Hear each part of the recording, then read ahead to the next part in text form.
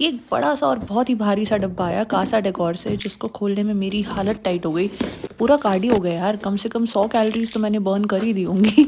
इसको बाहर निकालना वॉज एन एफर्ट, लेकिन बहुत मेहनत के बाद निकाल दिया और इसको फाइनली ओपन करना शुरू किया। And here comes this 3 tier rack जो मेरे एग्जिस्टिंग फर्नीचर के साथ काफ़ी अच्छा मैच हो रहा है। आई बिलीव ये ना हाउस पार्टीज में एज अ बार टेबल भी काम आ सकता है, बट एनीवेज फिलहाल मैं ये कॉर्नर के लिए इसको यूज़ करने वाली हूँ। हाइट अच्छी मैच होती है। Once the whole house makeover is done, I promise to make one full house tour video and उसमें मैं तुम्हें दिखाऊंगी कि how I styled this particular piece.